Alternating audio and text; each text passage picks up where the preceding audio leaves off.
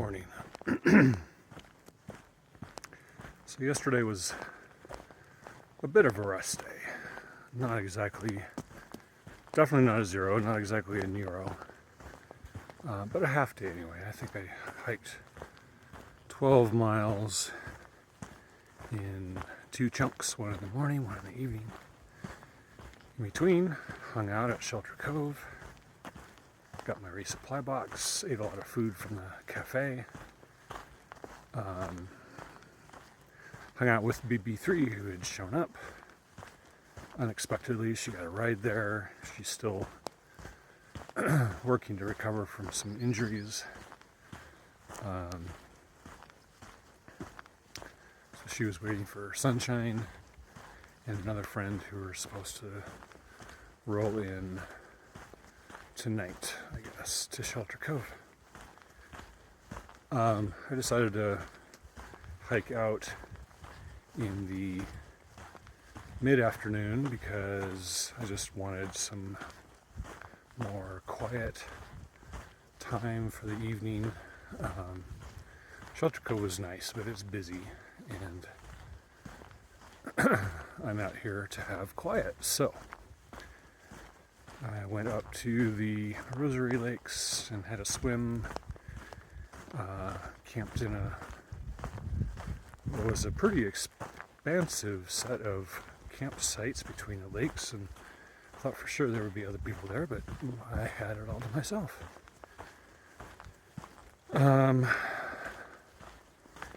These last 2 days I'm trying to organize to hit some more good swimming lakes, although kind of depends on the bug situation. So far, bug pressure is lighter north of Willamette Pass, Highway 58, than it was south of there. Definitely better than Diamond Peak Wilderness, but also there are still definitely a substantial number of bugs around, at least in the evening and the morning. We'll see how it does during the middle of the day.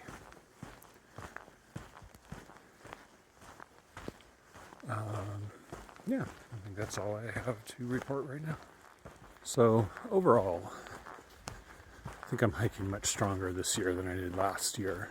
I'm not sure why.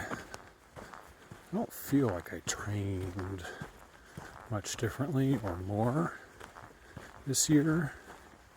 In fact, I had intended to do a lot more Mount Si climbs this year and didn't get around to it. I don't know. It's working pretty well. I found that I have a 3 mile an hour pace, more or less exactly. If the trail is really favorable, like this right here, it might be faster. It might be more like 3.3, 3.4. But I've been having fun kind of doing dead reckoning of, okay, what's the miles to the next water source or campsite or whatever, and what time is it, so what time will I get there, and I can work it out pretty precisely, or do it the other way. How long has it been? How far must I have gone? And that means I must be only a half a mile away from the water, and I check on far out, and it's usually pretty right on, or a little bit better than I estimated, which is always nicer than having it be a little worse than I estimated. But it's a fun little game. It keeps me entertained as I walk through the woods.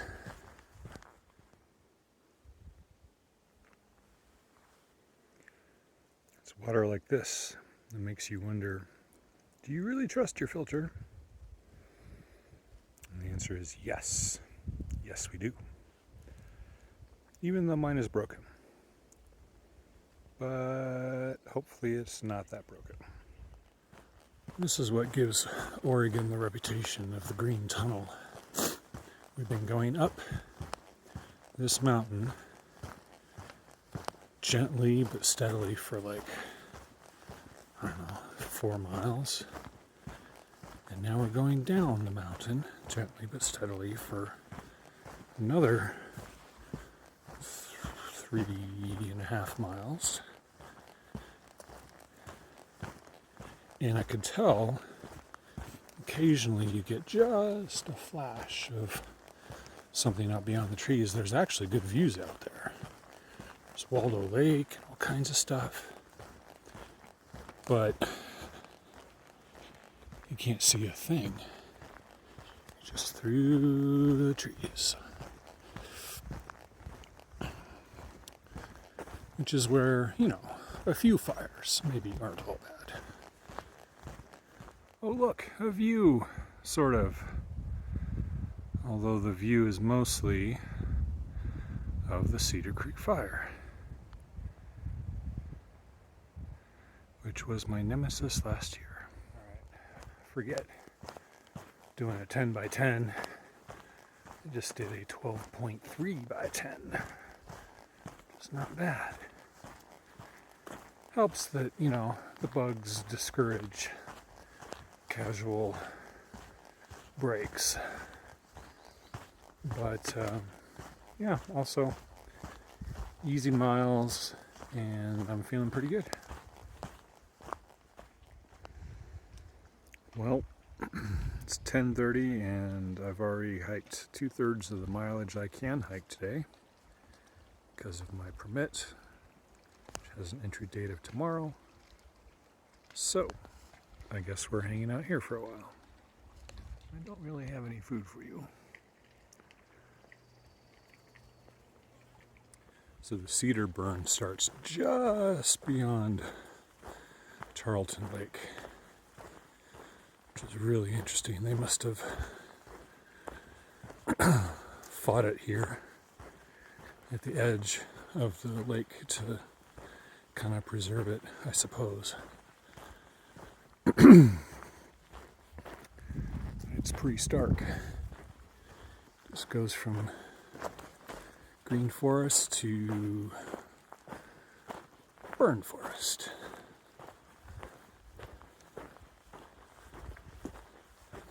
So this was just last September, less than a year ago. And right here, it wasn't burning super intensely.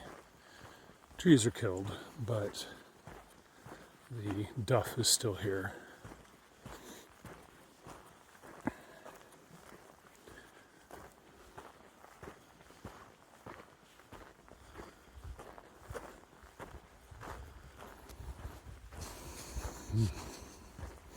Smells like an old campfire. Look at that. I don't even know what's holding that upper piece up. It's like a magic trick.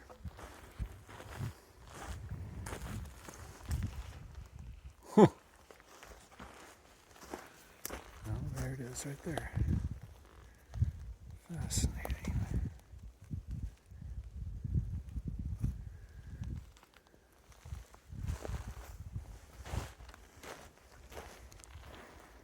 That's pretty cool looking.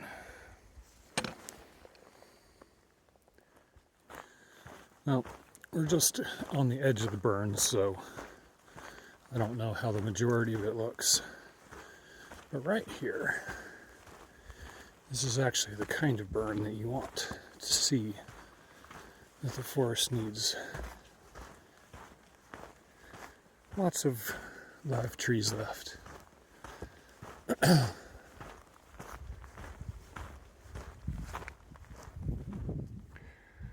That's an interesting juxtaposition. And over here, apparently, there's a log lying there, and the log burned out. But the marsh is still there. Fire is just so fascinating to me. You go through this little patch where it was much more intense, and there's just hardly anything left. No soil to speak of, it's just sand.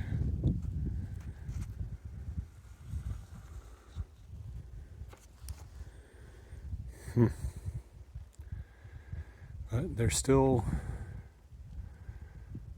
some green trees around the edges.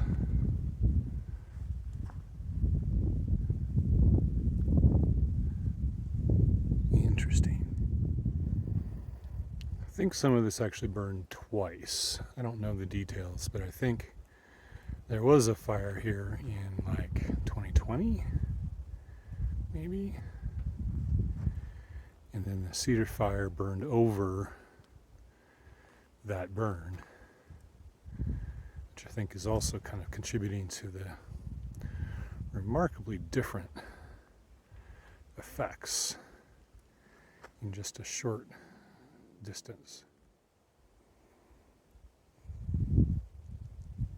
Well, there you go. See, you can see the sisters up ahead, which of course we would not be able to see if this is all unburned. It's a fire fracturing of the rock, I think.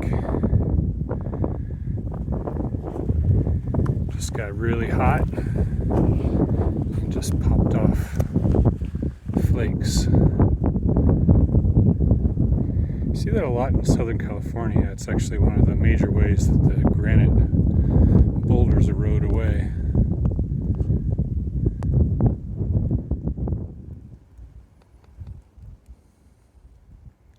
Does that qualify as scorched earth? I think so.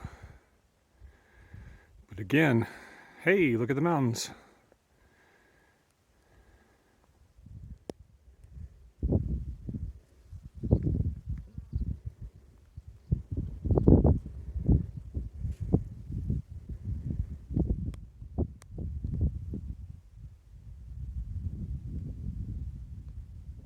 Go, little fireweed.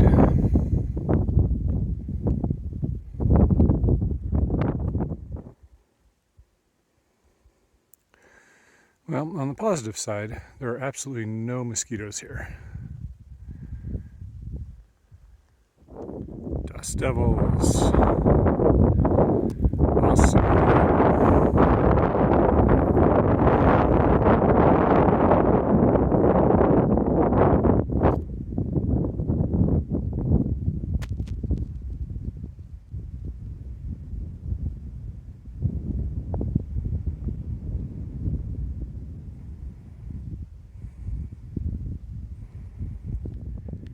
And I feel like it's coming towards me. Oh yeah.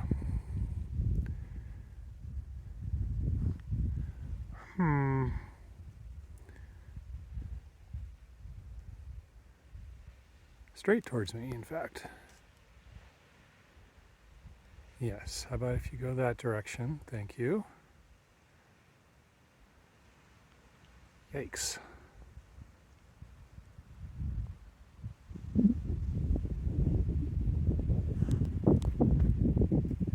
And poof, it disappears. Oh, nope, there it goes again.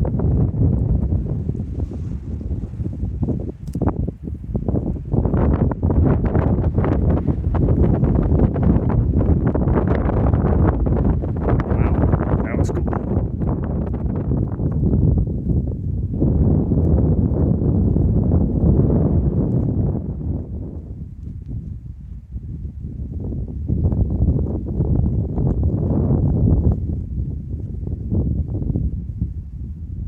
Trail magic at the Irish Lake Trailhead.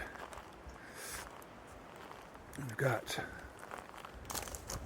fruit and sparkle lemonade, and we've got beer and soda. We've got Capri Sun and water, cider and sparkling water, ice cream, chips, gummy snacks, and a sign from the generous person who apparently hiked last year.